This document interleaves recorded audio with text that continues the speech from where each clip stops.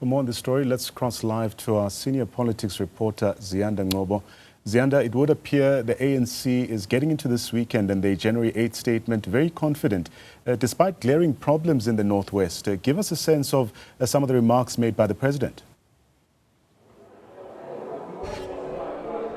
Well, in the first instance, Nhlanhla, it's quite the thing to have seen the room taking quite some time to fill up here at the Sunbet Arena, where the president addressed those people who had paid to actually come listen to him, speak to them. It's usually an event where the ANC uses the Progressive Business Forum to raise funds for the organization, and I must say that it was quite empty and it took some time to actually get a substantial number of people to be in the room. And it's telling of the story, and perhaps the story of, people maybe not wanting to be publicly associated with the African National Congress. It's something that I spoke to several senior leaders of the organization, including Dr. Cyril Ramaphosa, who's the host for this evening, as well as the national chairperson, Gwede Mantashe, about the confidence that they've been speaking about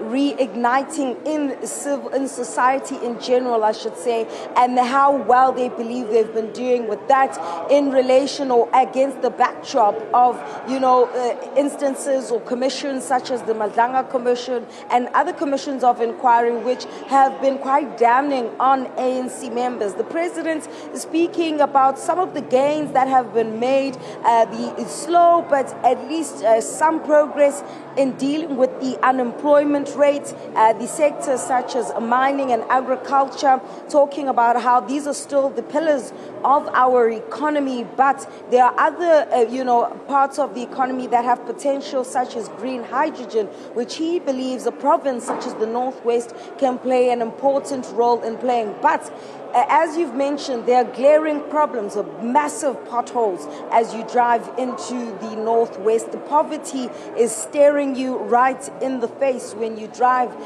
crisscross parts of the province. And the president's also acknowledging that poverty remains one of the key issues that they need to address. So, Ziyanda, do we have any sense as to what the president will be prioritizing in his speech tomorrow? Well, if you just listen to what he said, and I was hoping that the bite was going to play there when we were talking about poverty, because it is actually lined up. But what I can say is that, there's a lot of issues that he's highlighting, but you'd also get a sense that the president does also, have similar speeches. Some would say this also sounded somewhat like the State of the Nation address and not really delving into the politics of the organization. And you'll know that the annual January 8th statement is actually a moment and a time, if you look historically, how it was used by presidents of the ANC to communicate and send the marching orders to members of the organization for that particular year. It's a local government elections this year. They are limping. They are on an electoral decline. And the president speaking about how they've covered, they have wall-to-wall coverage insofar as election machinery in this country. I want us to listen into what the president had to say on this aspect of poverty, because it is something that I think he himself would have been able to see driving and having spent the entire week in this province of the Northwest. Poverty is still stalking many of our people. Many of our people still live in real abject poverty. But at the same time, we have made efforts to reduce the levels of poverty. And of course, the objective that we have is to eliminate poverty so that we get rid of poverty. And as we do so, the inequality levels will also begin to come down.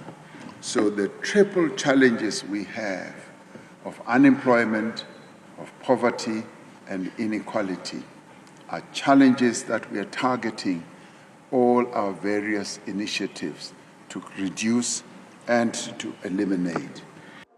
So, Nhlanhla, you asked what are some of the things we can expect? Issues of poverty, unemployment, and inequality. I think it's something that maybe South Africans are even tired of listening to. But I think, the president will also have to speak organizationally about the state of the organization being the ANC, which still has 40% of the votes. How they're going to maintain that? How do they claw back, electoral power? The local government elections are upon us in this year of 2026, but the issues are largely at a local level in provinces such as the Northwest. It also then segues us into the issues around the quality of the cadre that is deployed to certain positions within local governments, and so it goes. And whether or not 1 year, couple of months, couple of weeks is enough to claw back, enough to bring back South Africans to believe in the organization called the ANC is another thing altogether. That's our senior politics reporter, Ziyanda Ngcobo. She's out in the Northwest this evening, where the Progressive Business Forum is hosting a dinner event.